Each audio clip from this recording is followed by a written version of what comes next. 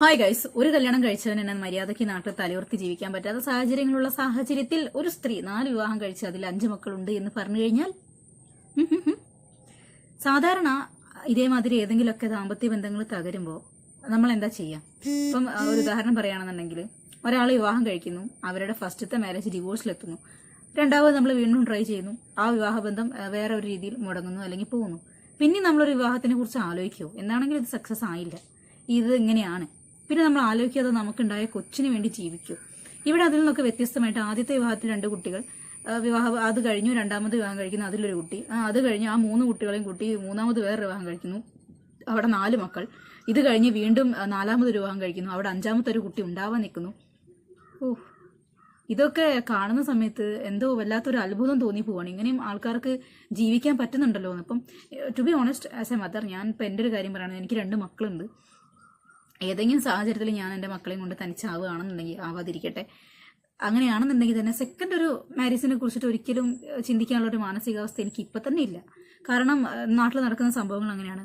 നമ്മൾ എടുക്കുന്ന ചോയ്സ് അത് നമുക്ക് മാത്രമേ നന്നായിട്ട് തോന്നുള്ളൂ, നമ്മുടെ മക്കൾക്ക് നന്നായി തോന്നണമെന്നില്ല. ഏതെങ്കിലും രീതിയിൽ നമ്മളെ മക്കളെ അത് മുറിവേൽപ്പിക്കാം, വേദനിപ്പിക്കാം, ചിന്തിപ്പിച്ചേക്കാം, അല്ലെങ്കിൽ അവർ ഏതെങ്കിലും രീതി ദുരുപയോഗം ചെയ്യപ്പെട്ടേക്കാം. അങ്ങനെ പല സാധ്യതകളും മുമ്പിലുള്ളപ്പോൾ നമ്മൾ കുട്ടികളൊന്നുമില്ല, സിംഗിൾ ആണെന്നുണ്ടെങ്കിൽ ഓക്കെ, ശരി, സമ്മതിച്ചു.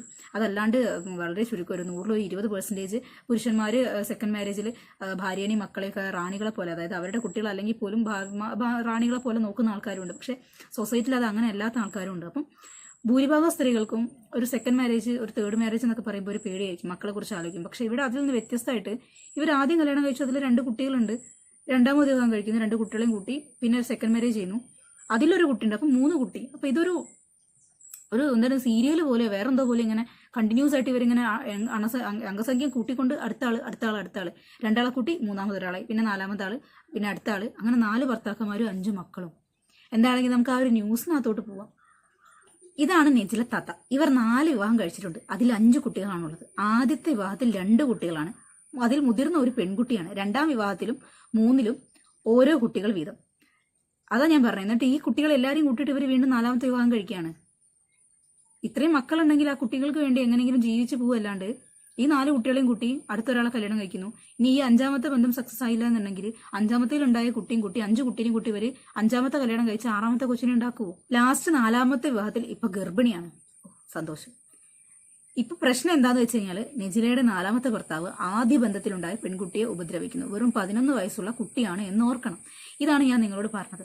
നമ്മളെ ചിലപ്പോൾ നമ്മളത്രയും നമ്മളോട് ഭയങ്കര സ്നേഹമുണ്ട്, നമ്മളെ കെയർ ചെയ്യുന്നു, നമ്മളെ നോക്കുന്നു, നമ്മളെ കുട്ടികളോട് നമ്മുടെ കൺവെട്ടത്ത് പ്രത്യക്ഷത്തിൽ അവർ വളരെയധികം സപ്പോർട്ടീവായിട്ട് ഹെൽപ്പായിട്ട് ഭയങ്കര സ്നേഹത്തോടെ ബിഹേവ് ചെയ്യുന്നു. പക്ഷേ നമ്മൾ കാണാത്തൊരു വശം അവിടെ ഉണ്ടാവും. അത് ഒരുപക്ഷെ നമ്മളെ കുട്ടികൾക്ക് വേഗം മനസ്സിലാവും. പ്രത്യേകിച്ച് പെൺകുട്ടികളാണെന്നുണ്ടെങ്കിൽ ഒരച്ഛൻ എന്ന സ്ഥാനത്തിന്റെ അപ്പുറത്തേക്ക്, അല്ലെങ്കിൽ അയാൾ വേറെ ഏതൊക്കെയോ രീതിയിൽ തന്നോട് സാമീപ്യം പുലർത്തുന്നു എന്നോ, അല്ലെങ്കിൽ വേറെ ഏതൊക്കെയോ രീതിയിൽ തന്നെ ഉപദ്രവിക്കുന്നുണ്ട് ശാരീരികപരമായിട്ട് മാനസികപരമായിട്ട്, കുട്ടികൾക്ക് അത് വേഗം മനസ്സിലാവും. അപ്പോൾ ഒരിക്കലും സ്വന്തം പിതാവായിട്ട് അവർക്ക് അവരെ ആക്സെപ്റ്റ് ചെയ്യാൻ പറ്റില്ല. ഈ പെറ്റമ്മയോളം ആവില്ല പോറ്റമ്മ എന്ന് പറയുന്ന മാതിരി അച്ഛന്മാരുടെ കാര്യം അങ്ങനെ തന്നെയാണ്. ജനിപ്പിച്ച അച്ഛന്മാർ അത്രയും ഈ കൊണ്ടുവരുന്ന അപ്പന്മാർക്ക് തുല്യം നിന്ന് പോകാൻ പറ്റത്തില്ല, ഒരു 95% വരെ. ബാക്കി ചുരുങ്ങിയ ആൾക്കാർ നാട്ടിൽ ഞാൻ പറഞ്ഞ പോലെ ഉണ്ട്. അങ്ങനെ ഒത്തിരി മാരേജും സക്സസ് ആയി ജീവിക്കുന്ന ആൾക്കാരും സമൂഹത്തിൽ ജീവിച്ചു പോകുന്ന ആൾക്കാരൊക്കെ ഉണ്ട്.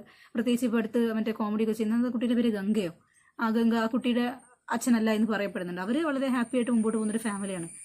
ഇവിടെ അതല്ല, അയാൾ ആ പെൺകുട്ടീനെ ഉപദ്രവിക്കുന്നുണ്ട് ശാരീരികപരമായിട്ട് എന്നാണ് ആ പെൺകുട്ടി പറയുന്നത്. ഒന്നുമില്ലാതെ അയാളെക്കുറിച്ച് ഇങ്ങനെ പറയണ്ട, സ്വന്തം എന്നെ നന്നായിട്ട് നോക്കുന്നുണ്ട്, വളരെ കെയറിങ് ആണ്, സ്നേഹമാണ്, പുന്നാരിക്കുന്നുണ്ട്, ലാളിക്കുന്നുണ്ട് എന്ന് കരുതുന്ന ഒരാളാണെന്നുണ്ടെങ്കിൽ ഇങ്ങനെ അയാളെക്കുറിച്ച് പറയേണ്ട കാര്യമുണ്ടോ? അപ്പോൾ അതിൽ എന്തെല്ലാമൊക്കെയോ സത്യമുണ്ട്. 11 വയസ്സുള്ള പെൺകുട്ടിയാണ്. അങ്ങനെ ആദ്യ ഭർത്താവിന്റെ വാപ്പയും നെജിലയുടെ ഉമ്മയും വാപ്പയും ഇടപെട്ട് പഞ്ചായത്തിലും ചൈൽഡ് ലൈനിലും ഒക്കെ പരാതി അറിയിച്ചു. ശരിയാണ്, പരാതി അറിയിച്ചു. ഇപ്പൊ പുള്ളിക്കാരന്റെ മെയിൻ പരിപാടി എന്താണെന്ന് വെച്ച് കഴിഞ്ഞാൽ മോൾ അങ്ങനെ പറഞ്ഞു, മോൾ ഇങ്ങനെ പറഞ്ഞു, മോളെ അങ്ങനെ കൊണ്ടുവരുന്നു, മോളെ ഇങ്ങനെ കൊണ്ടുവരുന്നു എന്ന് പറഞ്ഞിട്ട് യൂട്യൂബിനകത്ത്, അവർക്ക് യൂട്യൂബ് ചാനലൊക്കെ ഉണ്ട്, അതിനകത്ത് കിടന്നിട്ട് ഇങ്ങനെ ആ കുട്ടീനെ കുറ്റം പറഞ്ഞ് വീഡിയോ ഇട്ടുകൊണ്ടേ ഇരിക്കുകയാണ്.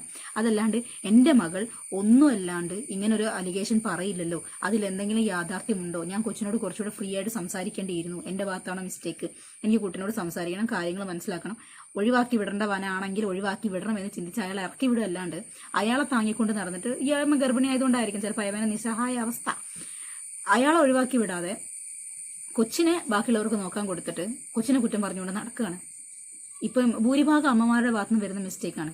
ഇങ്ങനെ രണ്ടാനച്ഛൻ ഉപദ്രവിച്ചു അല്ലെങ്കിൽ വേറെ ആരെങ്കിലും ഉപദ്രവിച്ചു എന്ന് പറഞ്ഞു കഴിഞ്ഞാൽ അവരുടെ കണ്ണിൽ സ്നേഹത്തോടെ ആയിരിക്കും. അച്ഛനല്ലേ, വലിയച്ഛനല്ലേ, മുത്തച്ഛനല്ലേ, രണ്ടാനച്ഛനല്ലേ, പക്ഷെ അങ്ങനെ ആയിരിക്കില്ല. കുട്ടികളുടെ ഭാഗത്ത് നിന്ന് ചിന്തിക്കുമ്പോൾ അവർ ടച്ച് ചെയ്യുമ്പോൾ കുട്ടികൾക്കാണ് അറിയാം, ടച്ച് ചെയ്യുമ്പോഴാവട്ടെ ഉപദ്രവിക്കുമ്പോൾ ഇത് ബാഡ് ടച്ച് ആണോ, ഗുഡ് ടച്ച് ആണോ, നല്ല ഉദ്ദേശത്തോടു കൂടിയാണോ, തനിക്കത് കംഫർട്ടബിൾ ആയിരുന്നു എന്ന് മനസ്സിലാക്കുന്നത് കുട്ടികളാണ്. അതുപോലും തിരിച്ചറിയാതെ കുട്ടികളെ വഴക്ക് പറഞ്ഞ് നിലയ്ക്ക് നിർത്തിയിട്ട് ബാക്കിയുള്ളവർക്ക് കുട്ടികളുടെ ദേഹത്ത് കൈവെക്കാനുള്ള ഒരു ഫ്രീഡം കൊടുക്കുന്ന മാതാപിതാക്കളും നമ്മളെ നാട്ടിലുണ്ട്. നിങ്ങൾ തന്നെ ഒന്ന് ചിന്തിച്ചു നോക്കുക. കുട്ടികൾ എന്തെങ്കിലും വന്ന് പറയുമ്പോൾ അത് കേട്ട് മനസ്സിലാക്കി തിരുത്തേണ്ട സ്ഥലമാണോ അവിടെ തിരുത്തി കൊടുക്കണം. കുട്ടീനെയല്ല പറയുന്നത്, കുട്ടീനോട് ആര് മിസ്ബിഹേവ് ചെയ്തു അവരോട് തിരുത്തി കൊടുക്കണം. ഇനിയിപ്പോൾ അവരോട് സംസാരിക്കുമ്പോൾ അയ്യോ ഞാൻ അങ്ങനെ ഉദ്ദേശിച്ചിട്ടല്ല എന്ന് പറയുന്നുണ്ടെങ്കിൽ തന്നെ അവരോട് പറയണം കുട്ടിക്ക് അങ്ങനെ ഫീൽ ചെയ്യുന്നുണ്ട്, അല്ലെങ്കിൽ കുട്ടിക്ക് അങ്ങനെയാണ് തോന്നിയിട്ടുള്ളത്, അപ്പോൾ കുറച്ച് ഗ്യാപ്പ് ഫീൽ ചെയ്യാതെ ശരിയായ രീതിയിൽ പറഞ്ഞ് മനസ്സിലാക്കി കൊടുക്കുക. ശരിയല്ലാത്ത രീതിയിൽ സംസാരിക്കേണ്ട സ്ഥലങ്ങളിൽ ശരിയല്ലാത്ത രീതിയിൽ സംസാരിക്കാം. കുട്ടികൾ നിങ്ങളുടെയാണ്. നാളെ എവിടെയെങ്കിലും എന്തെങ്കിലും പറ്റി കഴിഞ്ഞിട്ട് പിന്നെ നെഞ്ഞത്തടിച്ച് കരഞ്ഞിട്ടോ ഞാൻ അറിഞ്ഞില്ല എന്ന് പറഞ്ഞിട്ടോ കാര്യമില്ല. കുട്ടിയുടെ മൊഴിയിൽ നാലാനച്ഛനും സ്വന്തം ഉമ്മയും തന്നെ ഉപദ്രവിക്കുമെന്ന് തെളിഞ്ഞു. ഇതിന്റെ അടിസ്ഥാനത്തിൽ കുട്ടിയെ അപ്പൂപ്പനും അമ്മൂമ്മയ്ക്കും വളർത്താൻ വിട്ടുകൊടുക്കുന്നു. കുട്ടിക്ക് ചിലവിനുള്ളത് കൊടുക്കാനും വിധി വന്നു. നല്ല കാര്യം. എന്തിനാണ് വെറുതെ ഇങ്ങനെ കൊല്ലാക്കൊല ചെയ്ത് പല ന്യൂസിൽ ഇങ്ങനെ ഓരോ കുട്ടികളെ ഇപ്പൊ എടുത്തു കഴിഞ്ഞു പോയ ഒരു 1.5 വയസ്സുകാരനെ പോലെ വേറെ പല പ്രായത്തിലുള്ള കുട്ടികളെ ഉണ്ടാക്കിയെടുക്കുന്നത് എന്തിനാണ്? നോക്കാൻ അപ്പൂപ്പനും അമ്മൂമ്മയൊക്കെ തയ്യാറാണെങ്കിൽ അവർ കൊണ്ടുപോയി നന്നായിട്ട് നോക്കട്ടെ. ഇവർ ഈ നാലാനച്ഛനും കൊണ്ടുപോയി ഉപദ്രവിക്കുന്നത്, അയാളെ സ്നേഹത്തിന് വേണ്ടി സ്വന്തം കുട്ടീനെ തള്ള ഉപദ്രവിക്കുന്നത് എന്ത് കാര്യത്തിന്? ഇവർക്ക് അമ്മ എല്ലാവർക്കും ഒന്നാന്നേ ഉള്ളൂ, പക്ഷേ ഈ 5 മക്കളുടെ ഇടയിലും അച്ഛന്മാര് പലതാണ്. അപ്പൊ മക്കളുടെ ഇടയിലും അതിൻ്റെതായ ചില വേരിയേഷൻസും കാര്യങ്ങളും പ്രശ്നങ്ങളും ഉണ്ടാവാനുള്ള സാധ്യതകളും കൂടുതലാണ്. അങ്ങനെ നെജില സ്വന്തം മോളെ കുറ്റം പറഞ്ഞുകൊണ്ട് തന്റെ യൂട്യൂബ് ചാനൽ വഴി വീഡിയോ ഒക്കെ വഴി ചെയ്യുന്നുണ്ട്. ചെയ്യട്ടെ, കാരണം ചൈൽഡ് ലൈനിലും കാര്യങ്ങളൊക്കെ പരാതിയൊക്കെ കിടക്കുന്നുണ്ടല്ലോ. അവരെ കൊണ്ട് പറ്റുന്ന അത്രയും വീഡിയോസും കാര്യങ്ങളെല്ലാം അവർ ചെയ്ത് മുമ്പോട്ട് പോട്ടെ. നമ്മൾ അവരുടെ യൂട്യൂബ് ചാനലോ സംബന്ധമായ വീഡിയോസ് ഒന്നും ഇവിടെ പ്ലേ ചെയ്ത് കാണിക്കുന്നില്ല. വിവരങ്ങൾ എന്താണെന്നുള്ളത് നിങ്ങളൊന്ന് അറിയിച്ചു എന്നുള്ളത് മാത്രം. എല്ലാവരോടും സ്നേഹത്തോടൊരു കാര്യം പറയണം. നമ്മുടെ മക്കൾ എന്തെങ്കിലും നമ്മുടെ അടുത്ത് വന്ന് പറയുന്നുണ്ടെങ്കിൽ അതിന്റെ സത്യാവസ്ഥ അന്വേഷിച്ച് അവരുടെ കൂടെ ഇരുന്ന് ടൈം സ്പെൻഡ് ചെയ്ത് അവരെ മനസ്സിലാക്കാൻ വേണ്ടി ശ്രമിക്കുക. അവർ അലിഗേഷൻ ഉന്നയിക്കുന്ന ആളുടെ ഭാഗത്തു നിന്നുള്ള കാര്യങ്ങൾ ശരിയായ രീതിയിൽ അന്വേഷിച്ചിട്ട് നിർത്തേണ്ട ആൾക്കാരാണെങ്കിൽ നിലയ്ക്ക് നിർത്തിയിട്ടില്ലെങ്കിൽ നഷ്ടം നമുക്കും നമ്മുടെ കുട്ടിക്കും വേണ്ടി മാത്രമായിരിക്കും. ഇതേമാതിരി ഒരു സെക്കൻഡ് ഭർത്താവിനെ നിങ്ങൾ ആഗ്രഹിക്കുന്നുണ്ടെങ്കിൽ എൻ്റെ ഒരു അഭിപ്രായത്തിൽ ഒരിക്കലും അത് ശരിയാവില്ല എന്നുള്ളതാണ് എൻ്റെ പേഴ്സണൽ ഒപ്പീനിയൻ. നിങ്ങൾക്കൊരു കൊച്ചുണ്ടോ, ആ കൊച്ചിന് വേണ്ടി നിങ്ങൾ മരണം വരെ ജീവിക്കുക. വീണ്ടും ഒരു ജീവിത പങ്കാളിനെ കൊണ്ടുവന്ന് അയാളൊരു കൊച്ചുണ്ടാകുമ്പോൾ നോർമലി സാധാരണ സമൂഹത്തിൽ നടക്കുന്നതാണ്. അയാൾക്കൊരു കൊച്ചുണ്ടാകുമ്പോൾ ആദ്യ ഭർത്താവിലുണ്ടായ കൊച്ചിനോട് സ്വാഭാവികമായിട്ടൊരു അകൽച്ച വരും. അത് ആ കൊച്ചിനെ മെന്റലി വല്ലാതെ ബാധിക്കും. അത് നമ്മളെ ബാധിക്കും. എന്തിനാണ് നമ്മൾ വഴി, നമ്മുടെ തെറ്റായ ഒരു തീരുമാനം വഴി നമ്മൾ തന്നെ വേദന സഹിച്ച് പ്രസവിച്ച കുഞ്ഞുങ്ങളെ ഇങ്ങനെ ദുരിതത്തിലേക്ക് തള്ളിവിടുന്നത്? അതുകൊണ്ട് എല്ലാ മാതാപിതാക്കളും ചിന്തിച്ച് തീരുമാനങ്ങൾ എടുക്കുക. കുട്ടികളെ മാക്സിമം സപ്പോർട്ട് ചെയ്യുക. മറ്റൊരു വീഡിയോ കാണുന്നവരെ ബൈ ബൈ.